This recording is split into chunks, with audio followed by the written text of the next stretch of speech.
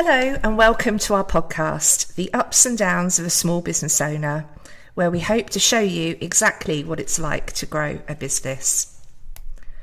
So today I'm here with Anita Devi, award winner, author, speaker, researcher, teacher, but I think of you really as a people champion.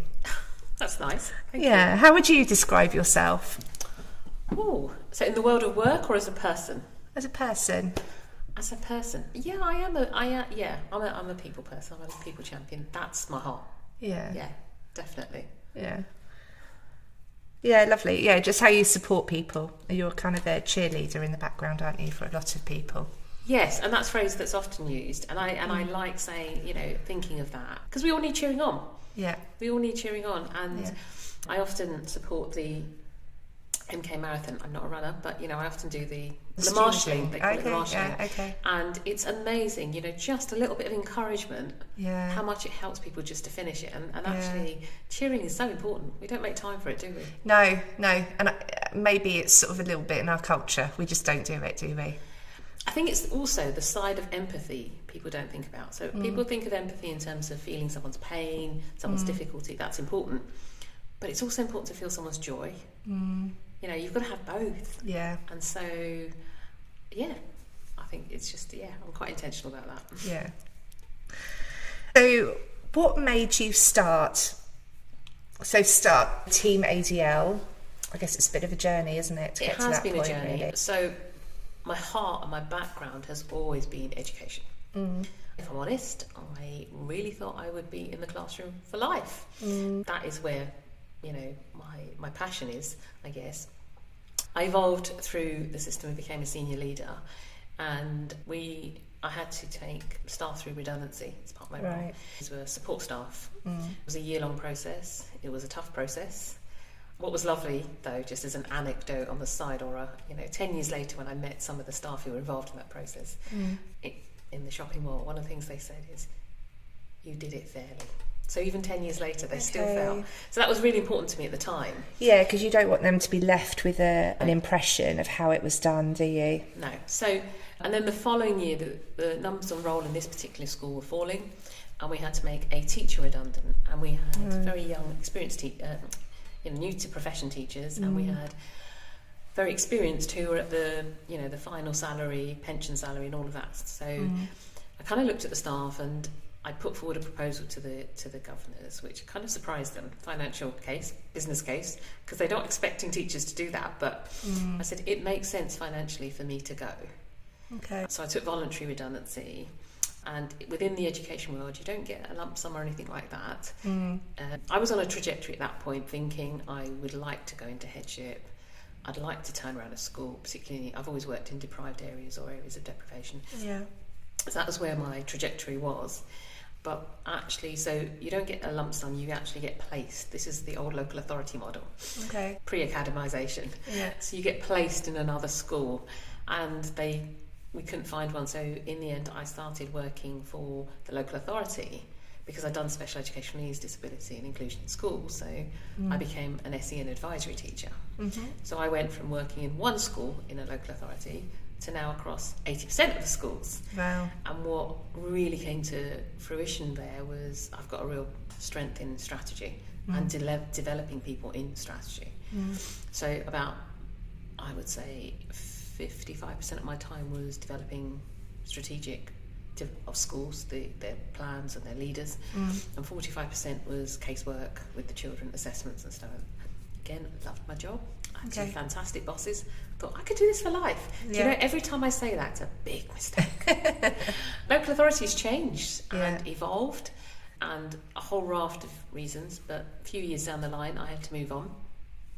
I was relatively young at that point, and I say that because people go into consultancy usually at the end of their career. I would say I was mid-career at that point.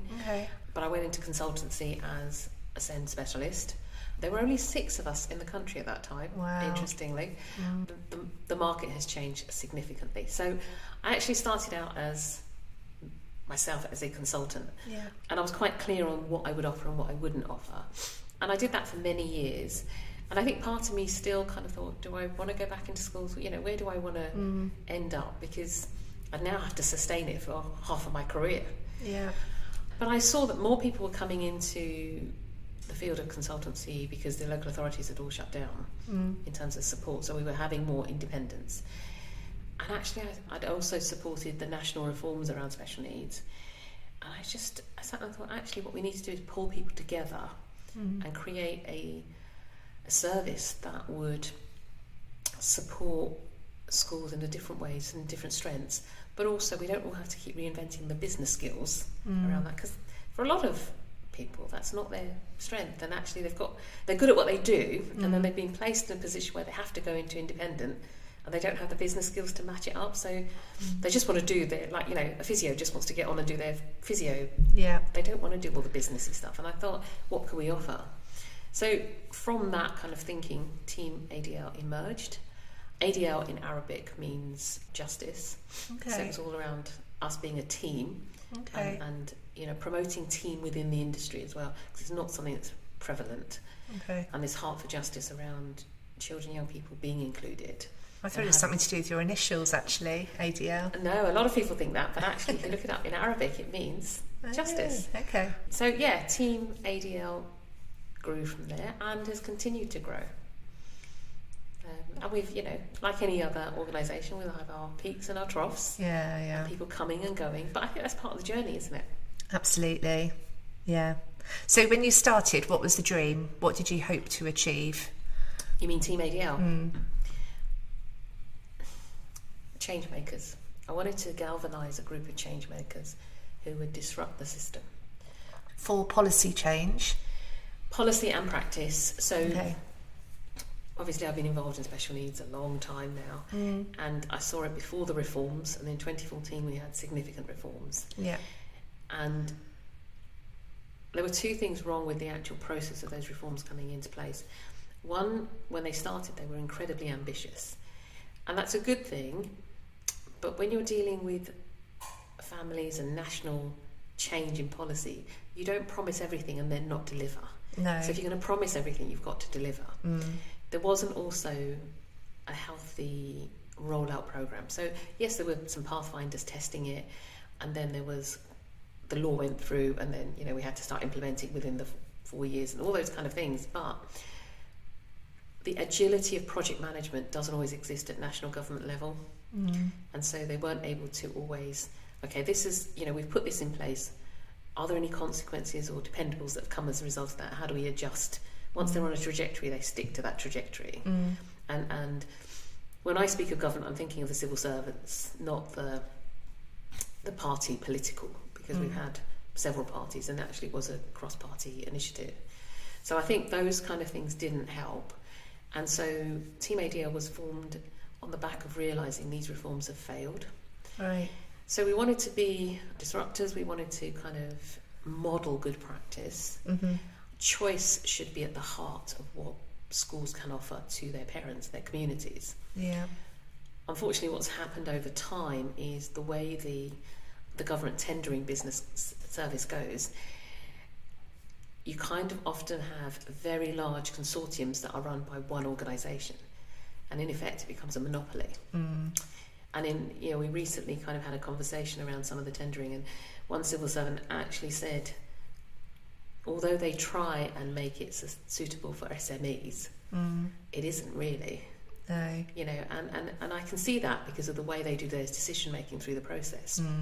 And I think it's really a shame and a sadness, because I think there's a growing SME market, there's increasing social enterprises as well. So it's not always looking to the charity sector, but actually looking at innovative businesses. But also the agility of small businesses far outweighs national organisations. And I think that freedom to be able to be quite innovative that is really difficult in a big organisation. What a shame. It is. So we continue to disrupt, though. Yes. From the sidelines. I think we are a voice. One of the things that brand specialists said to me, when you go from an established personal name, Anita Devi was an established name, to Team ADL, that's quite a significant shift, because I'm no longer the brand. And we managed significant market saturation within 18 months. Okay. And I met brand specialists afterwards, and they were saying this is quite unique for you to go from a single person, the face of the company, yes, to a brand, yeah, in that short period of time, and still be a significant player. Yeah. We're now about 7 years on, and one of the things that's happened recently is our particular name and brand. We've actually had people from other parts of the world wanting to use it, and they can't because we're that established brand. So Team ADL, it's here to stay. Yeah, good. So on that then, how did you build the brand? What steps did you take to do that? So I think two things that have been most significant. Everything we do pivots around our values and our mission. So our mission is about developing people, growing organisations, and strengthening localities. Okay. So when we're approached to do some piece of work or support a school or a college or an organisation, we go back to that. Does it fit in with that? Yeah. And if it doesn't, we actually say no. We turn away work. And we're not afraid to do that. Okay. And a lot of other consultants will say, really? But to be honest with you, we'd rather do something well and do it properly. Yes. That fits in with who we are. Yeah. And not. So we've adopted that in all our messaging and all our communications. We didn't initially, we haven't handed out our marketing or our social media stuff to an external because actually we needed to ground that. Yeah, okay. So that was one of the key things. Yeah. I also think that, the way that we operate and structure ourselves, a lot of the things that I'd set up as a consultant kind of naturally lent themselves to the Team ADL brand and how we work. Okay. So I think that, we were very clear in our USP. People didn't understand it because here you've got a team of professionals and practitioners who in many ways are competitors. We can all do similar things, but here we are working together as a team in our strengths to complement each other. Yeah. And that's what we worked with. I think those kind of things really were the foundation rock for that moving forward. Yeah.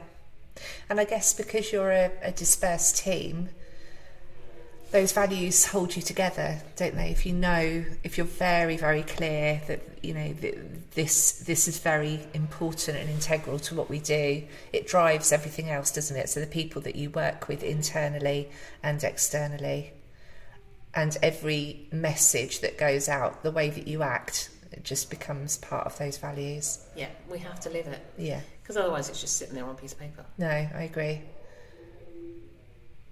But yeah, I just wonder whether, I'd say most businesses, it's one of those things that you do, isn't it? When you're starting up, you do the business plan. What are your values? Oh, I don't know. Let me think of some key words. And then you're right, it just gets forgotten. Yeah, we revisit it regularly, and I have mine on my wall, and we had 5 and then we narrowed it down to 3, and and I test the team out, and I think, but also I'm interested in how they outlived. Yeah. So there are 2 things that are non-negotiable for anyone who joins my team. One, we only work within the week, so 9 to 5, 6 if we're delivering training online, but that's it. That's our working week. Yeah. And so we've fixed the input time, and it has made people productive. Okay. We don't do after evenings, we don't do weekends, and so, because I think a lot of people, particularly in this post-COVID era, we're trying to increase input as well as output. Yeah. And actually, you can't. It's like burning the candle at both ends. Yeah. So we've fixed our input time. Yeah. And that's helped us to think about how we can be more efficient and productive within that time. And then the other non-negotiable is, we are disruptors. We do challenge the system, but what we don't do is rant. And there's a fine line. Okay. There's a really fine line. Okay. Because, you were talking about me being a cheerleader, and earlier today I was writing a blog, and it's coming out later on compassion. Okay. And part of compassion, is about learning to process. So compassion is about coming alongside people who are suffering. Yeah. But unless you process that and make time to process that, it can become an overload. Yeah. And then we don't deal with those emotions. So making time to process is really key. And I think I'm very keen for the team. We work from rest, not to rest. We can get so tired out that you just flop, like most people at Christmas or holidays. Yeah. And actually, you're so exhausted that the first few days of your holiday, you're actually the grizzly bear. Yeah, you just wiped and actually, out. it's not fair on the family. It's not fair on anyone. No. So, but actually, if we start from a place of rest and not working on the weekend, I don't switch on my computer on the weekend. It sounds really bizarre, but that actually makes sure that when I come in on Monday morning, I am so ready to go. I want to get things done. Yeah. So if that's our framework, within that we've had to think about, well, then what systems can we put in place to enable that? So we've removed about 95% of emails. We don't do emails internally at all. Okay. So we've sourced a communication platform that works for our team. Okay. I was working in Europe in September for about 3 days. I didn't look at my emails once. Came back on the 4th day, first day into the office, got through my emails within an hour and a half. Wow. So I have about 4 email accounts. Funnily, I experienced that yesterday. Actually, I was doing a training course in the morning, but I had made the mistake of having my emails open on the side, and it's amazing how stressful that is, seeing them just keep coming in, isn't it? And I personally like my inboxes to be no more than 50. So it's only the relevant stuff at the moment that's live, and as soon as that's done, I delete or I delete or kind of file it. Yeah. But and I see other people, and it's not a judgment, but I do think it's something that you're carrying. Yes. If you've got thousands of that on your inbox, it's phenomenal. Yes. And I switched. It's a small thing, but the settings in my inbox are not set to new or unread. They're set to all. Okay. So I know how many are there. Yeah. And I want to get rid of them. If it hits the 90 mark. Yeah. It has to get down to 50. Yeah. Because actually, I can't be dealing with all of that stuff. No. So, but that emerged from setting the parameters of what we work. Yes. Because as a business owner, you could work all hours. Yeah, and you've got to be mindful of the effect that has on the team. Yes, and yourself. Yeah, but if you're kind of setting the bar, you're saying we do it all the time to the team, like your core hours are 8 till 4, but they know that actually I'll still be logging on at 10 or 11 at night. It's not brilliant for them or me really. So it's trying to be strict, isn't it? But I think you're right. I think, since working from home has come in, you have to be a lot more disciplined. It's a lot easier. And also just, technology. So I can work on my phone. Yeah. So that means that I could work 24 hours a day wherever I am. Do you want to? No, I don't want to, but it's there. And I guess it's a mental thing, isn't it? Saying, okay, I know I could, but I'm not going to within these hours. So I don't have emails on my phone. Again, that was a deliberate decision. Yeah. And I switched off notifications of social media stuff. I will go in when I'm ready, and I'll look at it then.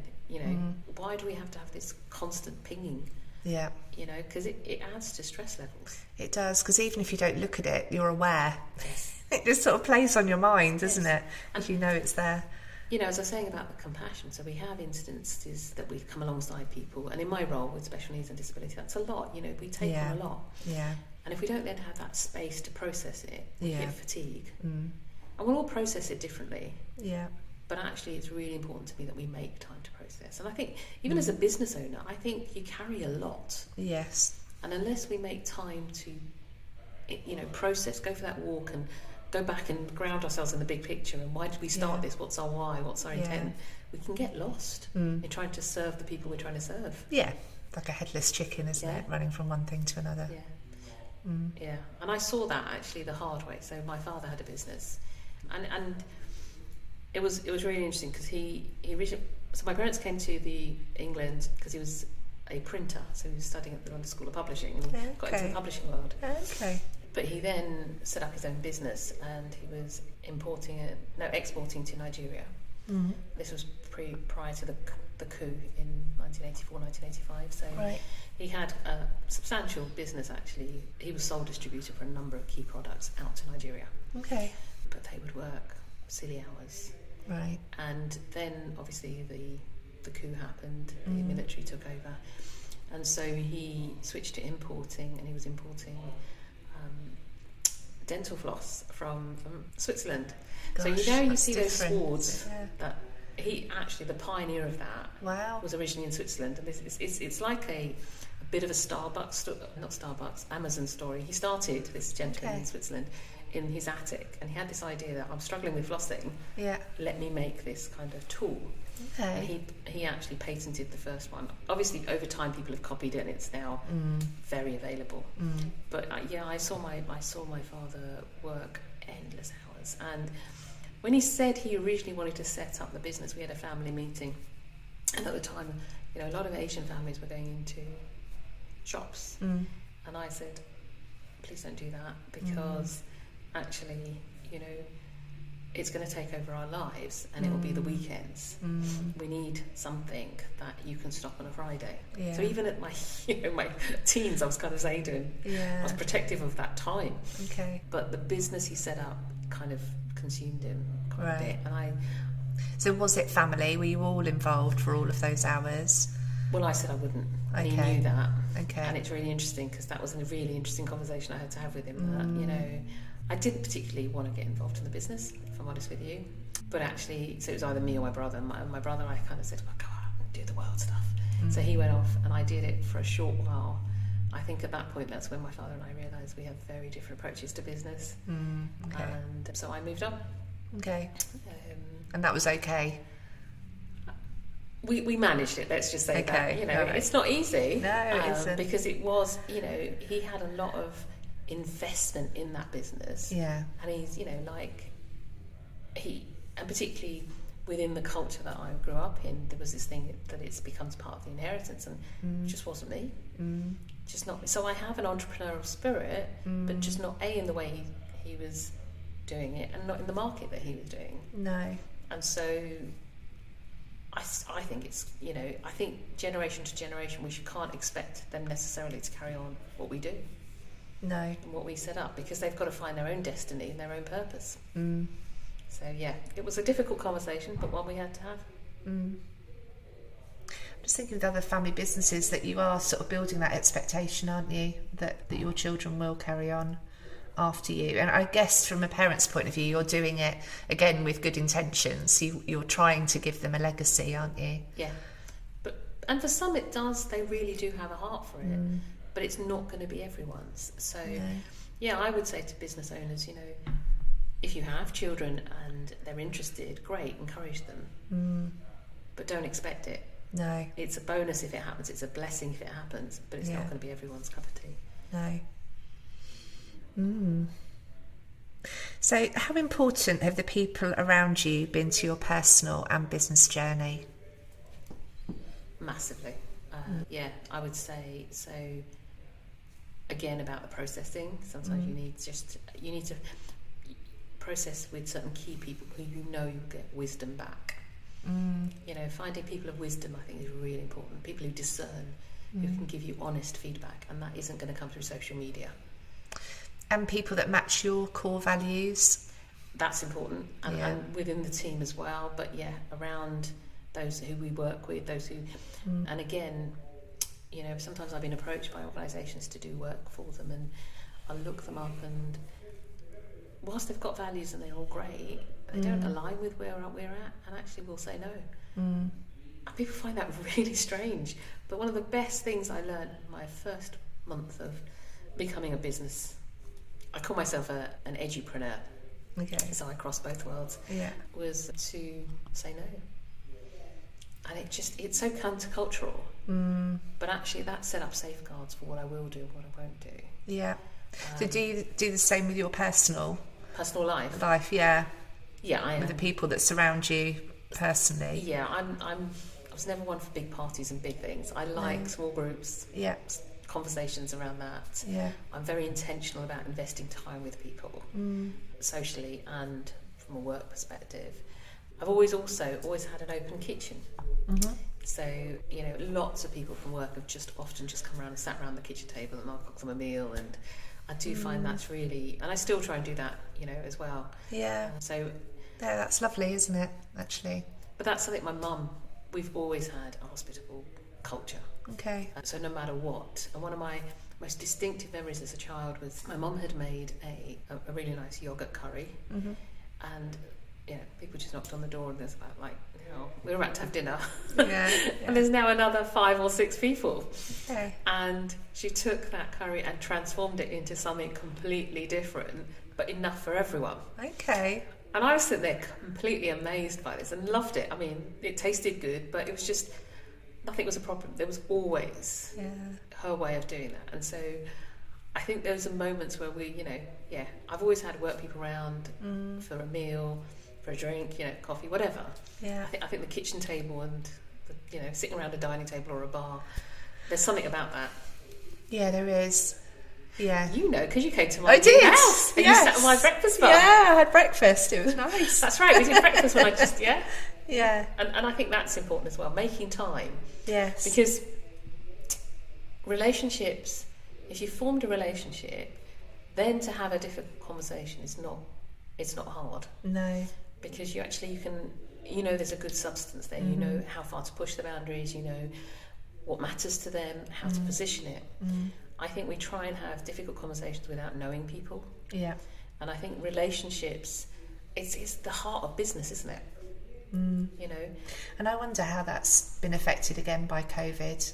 How easy is it to form these relationships virtually? Yeah, I think it takes a lot more effort. So you need to have the more frequent and shorter spans. Yeah. I think also you've got to be good at remembering what people. It's easier face to face. So because when you're face to face, it's a shared memory. Yes. Like when we had breakfast. Yes. There's an experiential aspect with it, and a multi-sensory one too. Yes. And so that kind of then adds to the memory building. Yeah. How many Zoom calls do you remember? But people talked about Zoom fatigue. It's not that. It's just actually there's no anchor of those conversations. So we remember things like where we did crazy parties or we all dressed up and did games, and I did a jukebox group at one point, which was absolutely fabulous, I have to say. But I remember those. Yes. But the actual everyday stuff, we don't remember because we're not creating memories. No. With those individuals. Yeah, you're right. And that's why it's harder. Yeah. So what's been your biggest failure and what did you learn? My biggest failure? Oh, wow.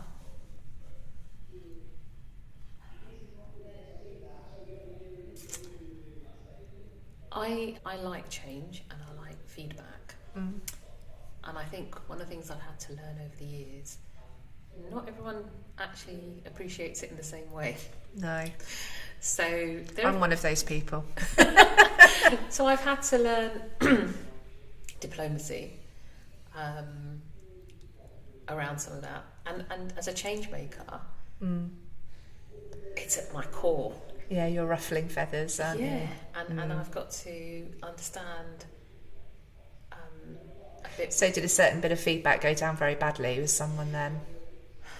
It's really, in my role, so when I do consultancy work in my role, I'm only called in because there's a problem. And the people who call me in aren't often the people I work with. So they might see as a problem, but I'm now having to work with a different group of people who don't perceive there's a problem. Right, okay. And so actually, we talked earlier about relationships. People don't pay me to come in and form those relationships. They want results very quickly. So one of the largest local authorities in the country, a quarter of it is the size of Milton Keynes, just to give you that kind of context size. Wow. I was asked to review their complete services in 8 days from start to finish.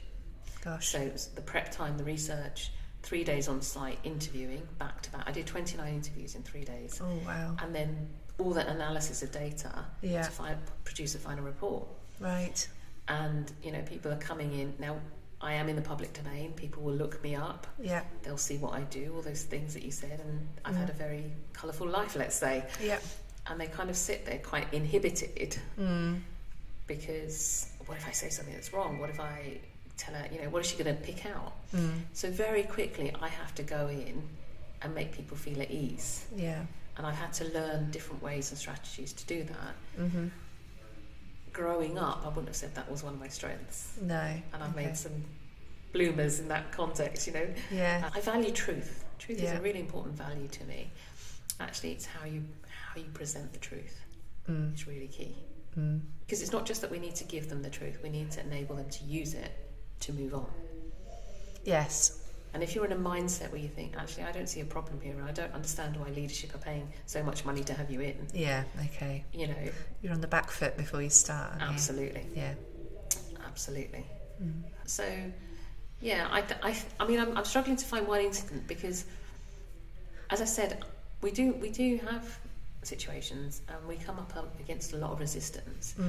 But that's why I invest time in processing and learning from those. Yeah. And also how much of it really was down to what I did or actually where they're at. And I have to balance those out sometimes. And I've had to learn, I'm passionate about what I do, I care about it, but also there's a degree of where I need to say, this is my job. And you're clearly not in a good place. And often I'll go in and you're called in for one thing and you uncover a whole range of other things. Yeah.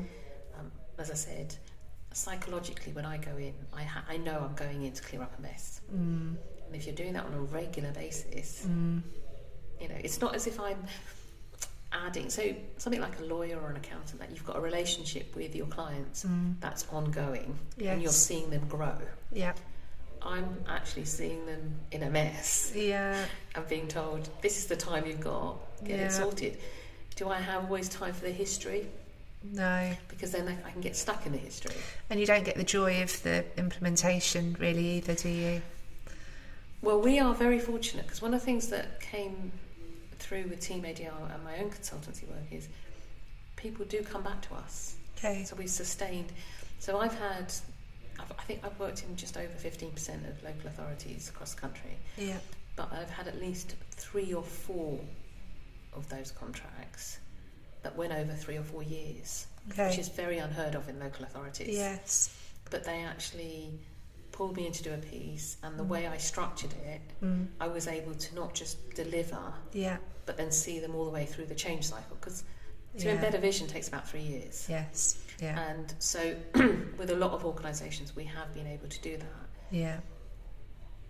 But being made redundant from work in school actually shaped a lot of the consultancy. So when we do consultancy, we do work to make ourselves redundant. And I know that sounds really bizarre because it's very different to your field where you are sustaining your client relationship. Yeah, yeah. But if we've been called in to sort out a mess and we're good, they shouldn't need us. No. We are capacity building as an organisation, whereas you're a support service alongside a growing organisation. Can you see it's quite a different dynamic? Yeah, absolutely. So they might call us back to do another bit because they like working with us and they like the way but we shouldn't be going back to do the same thing. No. And that's the difference. Yeah, I mean, it's really fascinating when you look at businesses and what is their relationship with their clients and how does that operate? It's very different for different organisations. Yeah, it is. So the flip side of that, what's been your biggest success? My biggest success? Wow. I know what some members of my team would say, or some members of my social group right now at this point in time. They would say, getting my doctorate last year was a big success. Yes. Partly because of all the challenges I had through the process. I lost family members, we had COVID, I had to move, all of that stuff. And even my Viva was, the university said they'd never seen such a grilling from an external examiner. Right. So I think some of them would say that. And I think it was something that really stretched me. But I wouldn't say that's my biggest success necessarily. I think the bigger part of the success has come from knowing and discovering who I am and who I can be to enable others. Okay. And I say that in the context of I grew up in a culture where there were certain expectations of who you should be, and I didn't fit the mould. And actually discovering who I am is really important, and making choices from that. So how long has it taken you to get to that point? I would say it's been an ongoing process since my teens, but I would say really came into fruition in my 30s. Okay. So it's a journey, isn't it? It's a constant journey. And I think we're constantly changing as people, aren't we? Yeah, and we're growing and we are pruning like trees, and you know, some bits need to be removed and some bits need to create space for growth. Yes. We need to feed ourselves, you know, in that context. Yeah. So yeah, we are continually growing, and we are, you know, and if you see a tree, and I raised the tree because it's our logo and that, but also we are surrounded in this lovely studio by trees. That, you know, a tree gives and receives, doesn't it? Yes. It gives out oxygen and it's you know, true. and actually we have to make time for both, which we don't often. You know, we hit off balance. So the middle road and living by balance has been a big. It's something that's really on my mind at the moment. Actually, how do we stick to taking the middle road? Because people often think the middle road's ordinary and boring. Actually, it's not. So by knowing yourself, what has that then enabled you to do? Pursue the best version of me in most situations. Okay. You know, and there are some things I can't do, and I'm okay with that. And there are some things I go to a meeting and I'll sit there and think, I'm not sure I agree with that, but it's okay. Okay. It helps me to pick my battles. Yeah, okay. And your opportunities, I guess, as well. And my opportunities, and absolutely partnerships I don't want to get involved in, or boundaries I'm going to set. Okay. And also where I am going to challenge, you know, I have had to challenge local authorities, I've had to challenge national government.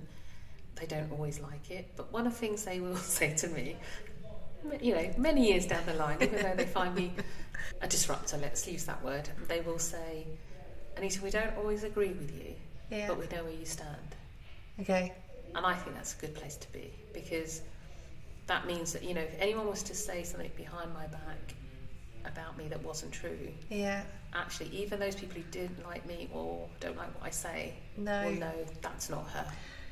And there's something about being heard, I think, by people. There is, and yeah, there is. And, you know, when I said to you there were 6 of us in the industry, and I'm not one to gain credibility through any of the characteristics I have of being Asian or being female. Yeah. But those 6 consultants, I was the only non-white. Okay. And I work in a predominantly female industry that has predominantly more male leadership. So, you know, it is those, there are those kind of dynamics that exist, and rightly or wrongly, sometimes it's the, you know, it's the voice isn't heard because of perceptions. Okay. So would you say you're overcoming those perceptions now, or it's just a constant? So I've always, as I said, I want people to know me for the quality of what I deliver or what my team delivers, rather than because I'm female or because I'm Asian. So I don't use those. No. But where it's appropriate, I will then say, yes, we've delivered well. And by the way, you know, just to kind of, so at that point, but you know, what we deliver comes first. Yes. Whereas I know that there are others who kind of think, well, actually, we need to use that, and that's not just where I'm at. No. So knowing myself is really key. Yeah. So have you ever thought that Team ADL won't work? No. I know that sounds really bizarre, but I never go into anything unless, one, I've seen success and I envisioned success. I didn't think Team ADL would grow to the way it is and in the way it has, and that has been phenomenal. Yeah. So it wasn't that I didn't think it would work, but I think one of the, again, it was a significant moment. I was driving, I think, towards Somerset, but don't quote me on that. And it was one of those really foggy evenings, and I was going the evening before to deliver the next day. Yeah. And there's these little windy roads, and it's not a place I know. And I love driving. I'm comfortable with driving, but literally I could only see enough in the fog lights. Yeah. And you know, there were cars behind me because it was rush hour, and I said, no, I'm going to go at the pace that I need to go. Yeah. I'm not going to worry about that. But I realised on that day that sometimes we have enough light and vision to just see the next step. Yeah. And that's enough. And once we've seen that step, we'll see the next step. Yeah. So I have moments like that where there are projects that we are now taking on where we are really shaking up the system. And I could see what I kind of want, but actually getting to that, and even in my PhD, it was like take the next step, and then the next step, and then see where it goes. Yeah. And that comes back to the agileness of an entrepreneur. Yeah. But I think, you know, if you had said to me 5-6 years ago, you know, or even last year, let's just take last year, 2022. So in that year, we wrote and published a book. Yeah. We launched a national project around 365 Send, and I finished off my PhD. Okay, now that's 3 major things. Yes. Alongside the business as usual. Yes. If you had said to me at the start of January, this is what your year's going to look like. Oh, and there was a whole couple of things we did overseas, and you know, so those are just the main highlights. We did a lot last year. Yeah. But if you'd said that to me in January, this is what your year's going to look like, I would have been scared. Yeah. Overwhelming. Yeah. But we got into each month. Yeah. And actually, what's on the radar for this month? Yeah. And we could see it and we could work through it. Yeah. And I think maybe that's a bit of a privilege, isn't it, of being the business owner, that actually you probably know that there are other goals out there, but let's just deal with what we've got here now. And you haven't got that worry of, oh God, there might not be anything else out there, because you find it. You know that there will be something bigger. Well, you believe in what you're doing.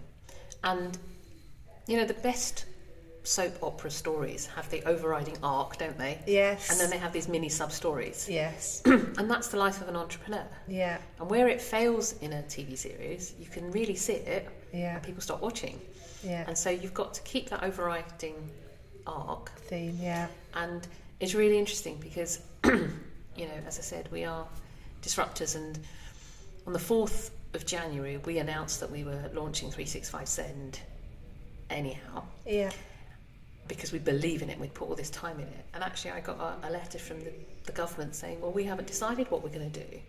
And by that point I was saying, well, we're doing it. You're either on board with us or not. It's your choice now, but we're doing it. Because as an entrepreneur, I wouldn't put that much time and effort into something if I didn't believe in it. No. And if I'm going to... So I'm not dependent on them making that decision.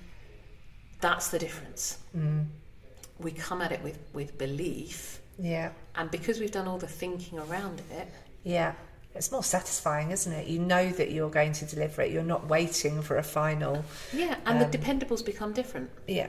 And 365 Send particularly, because how we've disrupted the system with that is we're offering that service. But one of the biggest challenges within the world of special needs and disability and inclusion is the finance resources to fund it. Yeah. Here we are doing a 3-year project and able to offer it at £1 a day. Well, yeah. That doesn't happen. No. And so it has shaken up, well, how is that possible? Yeah. And it's because the bigger you grow, you have more of those overhead costs. Yeah. And actually a lot of funding, government funding, goes into some of that stuff. Yeah. Yeah. Then actually where it should be going to the people. Yes. So by being lean and agile, because we built the app, that was another thing we did last year for this project. So, a few big things last year. Yeah. But because we can do that, you know, we can, you know, move it forward. I mean, look at yourselves here. This is the equivalent of a radio studio, isn't it? In a way. Almost, yeah. I set up a community radio many years ago, and this is the equivalent of a modern day community radio. Now, how much do radio stations pay for their big studios and everything else? So actually, I think this is great. Yeah. You know, you've got your soundboard panels in. Yeah. You know, you've got the appropriate mics and all of that. So you've been able to do the same level of service, but with lower costs. Yes. Yeah.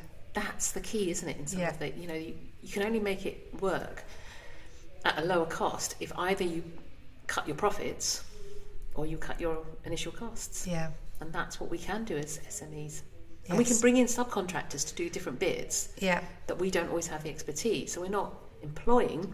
No. So we haven't got those on costs. No. But then our subcontractors will still give the quality that we need for that bit. Yeah, and you're able to select best of breed, aren't you? Yes. Yeah. And also, if in the event, for whatever reason, they get too much work, they can't do it, you can have a group of or a bank of subcontractors. Yeah. So you can still deliver. Yes. You know, you're not going to compromise on the quality. Yes. But you're not dependent on then a recruitment or retention process. No, you just do it in a different way. Yeah. Yeah. Yeah. I mean, ideally we want to keep the people that we've got, but sometimes people move on with their own ideas. Yeah, or not everyone's available all the time. Yeah. So if you could go back to the beginning, would you do it all again? I'm guessing you would, but would you do it necessarily in the same way then if you would do it again? Yes, and yes. Okay, that's unusual, I think. Yeah. That's a good thing to be able to say. I enjoyed the journey. I have enjoyed the journey, and I continue to enjoy the journey. So I would do it again because I've learned lots on the way. I've grown, you know. I was talking to we had a team away gathering last week, and I was talking to the team, and actually again, you know, if people really knew the cultural background that I came from, or the kind of dynamics I've had to kind of break through to get where I am, that's phenomenal. And I don't always sit down and think about it myself because I'm just kind of moving forward rather than looking back. Yeah. When I drive, I'm not very good with the rearview mirror. I like to look forward. So, yeah, I would do the same, and I do it the same because I do think I've learned from this, and I continue to learn. So I don't think it's you know, I'm at a destination point. It's still a journey. I think that's a reflection on you as well, though, isn't it? Because again, it's you're taking on that feedback. You're very aware of things around you. You could easily do it and actually not learn that much, and just be quite tunnel visioned about what you're going to do, which I don't think leads to the best results. But there's a bit of you actually reflecting and absorbing feedback around you and changing. Yeah, and it's not easy, and particularly when it comes to, you know, when I do have to challenge some of government policy, there's a private side that I think a lot of people don't see. So I do the challenge publicly, and I will speak out because I believe it's right. Yeah. And it's not right because for me, it's right for the people I serve, the children I serve, the families I serve, you know. But behind the scenes, I really have to do a lot of kind of protecting my heart. Yes. Because it doesn't always feel good to be constantly challenging, and you get a lot of rebuttals back. Yeah. And you get comments back. Yes. And I have to go and say, well, actually, yes, but, you know.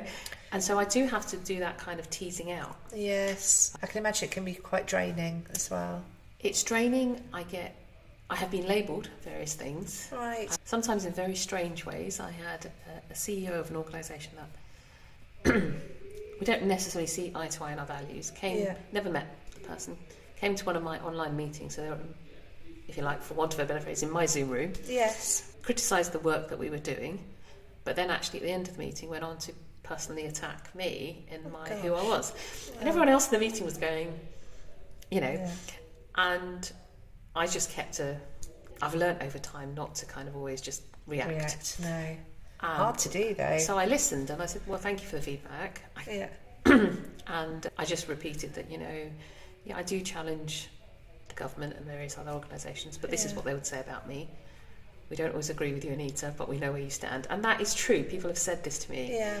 And I think that's a good place to be. Yeah. And then we ended the conversation. So I have to deal with some of those kind of things that are not easy. And sometimes when we were in the thick of the SEND reforms as well, I think there was at least 2 weekends where on social media I had whole weekends of parents ranting at me on social media because of the stand we'd taken around special needs and disability. Okay. It hasn't happened since, and I know what, you know, they were in that emotional, but I became the target of that. So you get a lot of that, which is a side that people don't often see. No. It's a side that I don't broadcast because I don't take it personally. No. But I do have to go away and process it. Yes. And I do have to go, and so those are the tough times for me, if I'm honest with you. Yeah. And that's why my own time is really important. Yeah. But I mentioned we had a team meeting gathering last week, and one of the questions I put to the team was, this year, what are you going to do to protect your heart? And it was really interesting because they've all got different strategies, and that's great, but I wanted them to be intentional that, you know, as we grow, as we do more, the thing that's most valuable, you have to protect that. You have to protect that, whatever it needs for you, because you know, bitterness can eat away at gratitude. Yes. It just takes a small ounce of bitterness, and it kind of it infests, and I don't want that, because it makes them unproductive. They don't then feel they're delivering, and everything becomes a drudge. Whereas if you deal with this stuff, and you first of all start to protect your heart, then you deal with the stuff and process it, and however they need to process it, that will make them more productive and resilient to growth. You know, so I think, you know, to listeners I would say, particularly some of the business owners, because we put so much of ourselves into our businesses, how do you protect your heart? Make time to think that through, and constantly ask yourself, how am I protecting my heart in this situation? Not easy, because I think, especially what you do, you know, your heart is in your business, isn't it? So to try and separate and protect is, I think you're right, you have to consciously do it. But even as I would say, in the role that you do, you know, you may have a client, not that you have, and listeners, please don't take this, but you may have a client who comes back, has got another problem elsewhere, but is disgruntled and takes it out on you. And that might be because actually in that year they haven't made the profits they wanted to, and the accounts don't reflect that. So, for example, and you have to take that rebuttal, because what they're seeing on paper now for the first time is possibly what they've known, but you're the person delivering that message, and possibly it could be volatile. So it's not just about my field. I think in any field, conflict's inevitable, and you know, we were talking about change earlier and our relationship with change, but I also ask people, what's your relationship with conflict? I wouldn't say I thrive on it, but I'm not afraid of it. No, and I think it can be healthy, actually, conflict. But how many people actually think that way? Most people avoid conflict. When you avoid it, you have this mat, and you keep stuffing it under the mat almost, and then this lump comes up. And you trip up. You know, and so, or it festers inside you. You know, that I really walked away from that Zoom call unoffended by that individual. One of the things I did, and again this was in my 30s when I moved into my own property, and that I kind of made it a conscious decision that I would not let the sun go down on an argument or a disagreement. And it's a small thing. Doesn't always mean I pick up the phone and talk to that other person, because they may not be in that space. But in my heart, forgiveness. And forgiveness is for me, not the other person. Because whether I forgive them or not doesn't have any impact on them. Whether I forget or not has an impact on them. But whether I forgive or not is for my heart. And so each night before I go to bed, I do make sure that there is, you know, there is nothing that I'm carrying from the day. And so I sleep 5 hours, but solid. Love it. So you sleep 5 hours? That's all I need, though. Oh, wow. Because it's such good sleep, if that makes sense. Good quality. And I often I was at a meeting, we had a trustees meeting earlier in the week, and I think it finished later than we expected, and got back, and I like a nice cup of tea at the end of the day. So I sit there with a nice big hot mug of tea, which most people would say that keep me awake. Had my tea. As soon as my head hits the pillow, I'm out. 5 hours, 5.5 hours, good sleep. I was up and I was ready. It probably is. It's to do with actually not having any of that baggage. There's nothing going on in your mind, nothing that you're worrying about. You've kind of dealt with everything. It's a lot healthier, isn't it? And I only think about I try and keep my thinking within the work parameters. So I don't think about work on the weekends. Right. I say that's unusual for a business owner. But I've had to train my mind. I can see. Yeah. So for me, the weekend is about walks. It's about meeting people for coffee. It's about cleaning the house, doing the housework. I love that. Or reading, or anything else I want to do. Okay. It's not meant for work. No. And so coming back to where we started, that parameter of your work week. Yes, really important. Because we all want to increase productivity. Yes. But we can't stretch time. It's the one thing we can't give more of. No. It's fixed. Yes. So let's treat it as something fixed. Yeah. You know? And none of us went into business because we really wanted to work 7 days a week, surely. No. No. No, that's not the dream, is it? Why would we do it then? I know. Yeah. So I think you're probably, you're definitely. Are you happy with your work-life balance? You're probably the most balanced person I know, actually, because of those parameters. So you see, I find that the construct of work-life balance really hard. Okay. In terms of a concept. Okay. For me, that's constantly what you're doing, though, isn't it? It is, but work is only one part of life. Okay. So I see life as a bigger circle. Yeah. And work is just one segment in there. Okay. And then I've got other bits. And so when people talk about work-life balance, it's one or the other kind of. It's like a scale. That's why I'm saying that. So for me, it's again that bigger picture. What's important to me in my life? People. It's at the heart of it all. Yeah. Making time for people. Protecting my heart. Protecting who I am, because it's taken me a time to discover that. Yes. Why would I want to throw that treasure away? Yes. And then actually work fits into that, not the other way around. And so I think it's about how we, and again, prioritise always thinks about order, but if you think of it as a visual of, say, like a big circle, that's our life. Yeah. Within that one circle is work. So how big is that circle? What are the other things you put into that circle? Yeah. And how big are they? And in fact, it was one of the things I actually, in my PhD, got the leaders I was working with to draw online their schema of their life and where these things overlap and interlace. Because also, for example, you'll find some people have a work persona and a out of work persona. And so they'll keep these groups of people that they meet separate. And I think you should. I mean, I kind of like my social media personal stuff, I never bring in work people, if that makes sense. And so I'm quite... But equally, there are people I meet through work who actually I think I'd like to get to know them as friends, you know, and I'm quite happy with that. And I would connect to them not just when they're on their own, but with other people around me. Yeah. Now, to do that, they've got to see the same person in both scenarios, haven't they? Yes. That's integrity. But if they're seeing, oh, this is Anita at work and this is Anita at when, you know, we're out on the social. Yeah. That doesn't help. It's hard to remember for anyone. But it doesn't build relationship, does it? No. So, yeah. That's why the work-life construct doesn't work for me. Doesn't work for you. I think it's whole life. What's your whole life construct is the question I would say. Yeah, I'll have to think about that for me. Draw yours out. Yeah, draw mine out. Yeah. Because also you can go from, this is where it is now, where do you want it to go? Yes. Whereas if you just work in those two dynamics of work-life. Yes.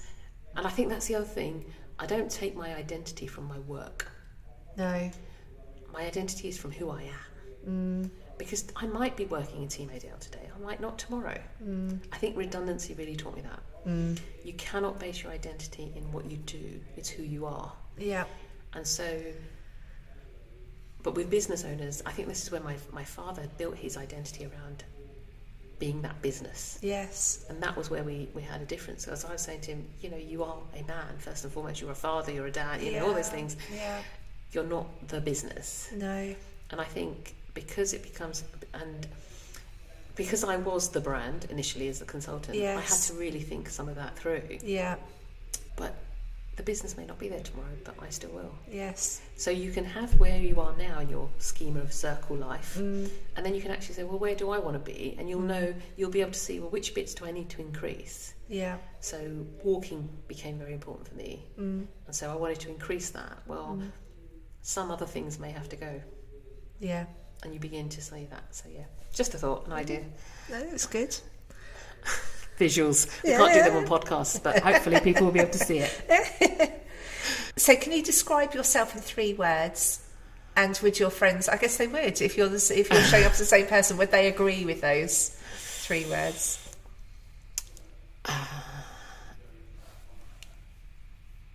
Creative.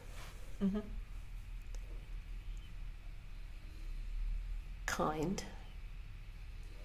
And crazy. Okay. In a good way. In a good Crazy. way. Yeah. Yeah. And your friends would agree? I hope so. Yeah. Well, they can listen in and actually ring you up and say, we'll do a feedback poll. So what would you like to leave behind as your business legacy? That's a good question, because I'm in that place right now of actually thinking about some of this.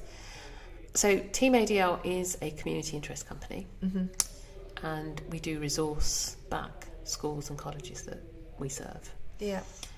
The bigger arc legacy is I would like a system for special education needs and disability that is fit for purpose for the nation. Okay. So our heart has never been to be in every school and every college, because the market, you can never get full saturation. No.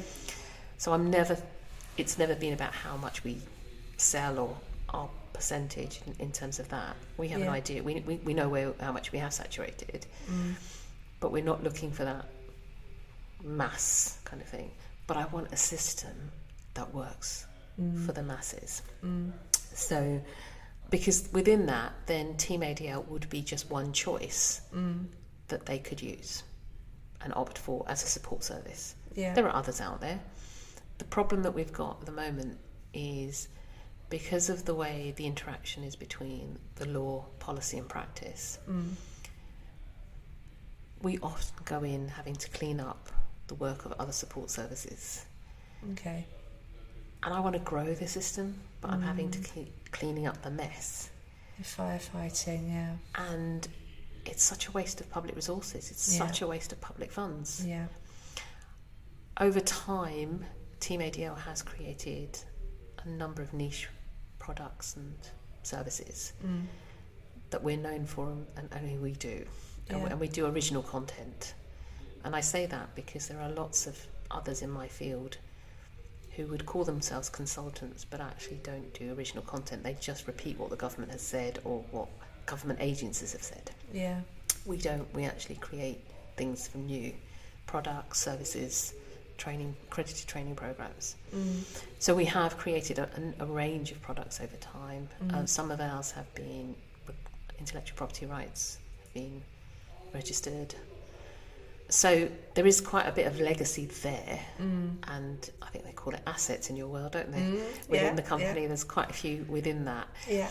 So it's about thinking through the leadership of Team ADL going forward, as well as the ownership. There's 2 different aspects too. Those who would do the day-to-day running and deliver and sustain quality based around the values. So the legacy is that Team ADL will just continue to run and hopefully implement change. I hope so. Yeah. I think when I first started out as a consultant, I had no idea that I would create a company that would eventually continue beyond my life, if that makes sense. Yeah. And even when I started Team ADL, it was never really the heart of what I had a vision. Yeah. But now that we have these niche products and various things, I can't really think of any other way for it to continue, for those things to continue without that. So we are now in capacity building mode. We are developing leaders, we're developing the team, but also externally, I used to go in and do reviews. I haven't got capacity to do all the schools. So we now actually have one of our accredited courses where we train the reviewer. And that has become quite popular because we've created sustainable systems within multi-academy trusts. And one particular trust we were working with, that they were one of the early adopters for this project. Incidentally, just to kind of show you how the values go, they contacted me and asked me to review their 9 schools, which would have been at a minimum about 18 days consultancy work. It's pretty good. Yeah. You know, I actually said no. Right. I said no, and I said, let me train up your leaders to run their own reviews and then quality assure it. So what was 18 days, I think went down to 7 or 8 days. Okay. So financially, we made a loss, yes, you might say, yeah, from your world. Yeah. But actually, we have continued to grow their leaders over 5 years. And this year, they're into their second generation of leaders. And we held another whole trust training for them. And so we've created a sustainable model. Yes. Yeah. So I could have gone with the 18, produced the reports, and it would have been, you know, a great initial boost to our income. Yes. But actually we would have paid the cost long term. And I think, again, businesses, we need to think about, you know, do we sacrifice the long term sometimes by just focusing on the short term? Yeah. Because it's all relational and all of those things. So, we're on the second generation of them. We're now using their case study to develop other mats. Okay. And so, because once you've got that legacy in one area, you can talk about it freely and with confidence that we've walked this, we know what we're talking about. Yeah. So that then creates, and given that the government's agenda is to create these multi-academy trusts going from local authorities, which is kind of the world I knew previously, and that trajectory isn't going to change regardless of which party comes into play, because too much has happened financially for it to be reversed. Yeah.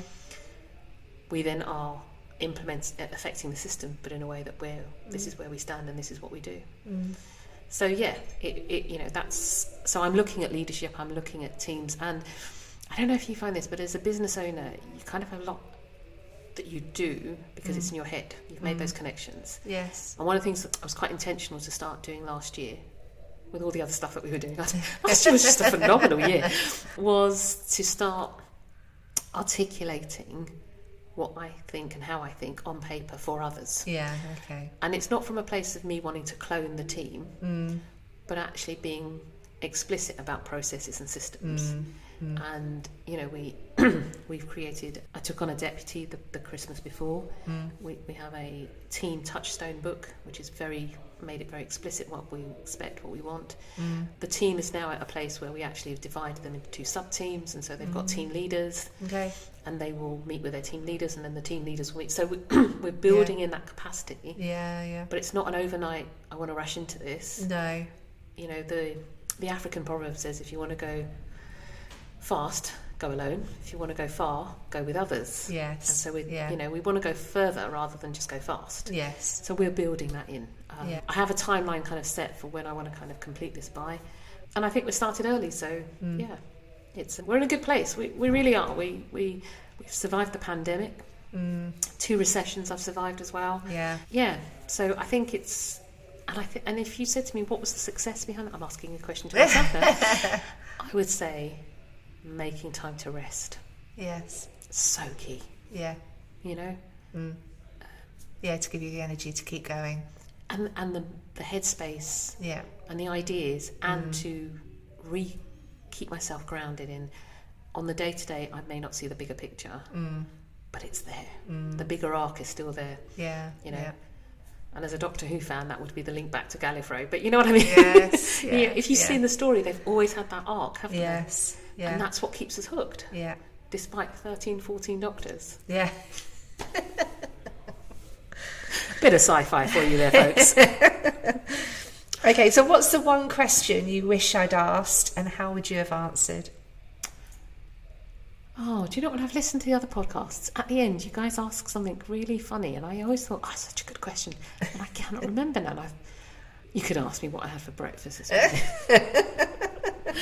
I can't remember. It's something nothing about work. It's just the mundane stuff, you know, just the mundane stuff. Because, we're business people. We have all this labels and persona, but actually at the root of it, we're just people. We're people, and I like my porridge in the morning, you know, with nuts and cinnamon, nutmeg. I do spice it up a bit, and I think it's about keeping it real, isn't it?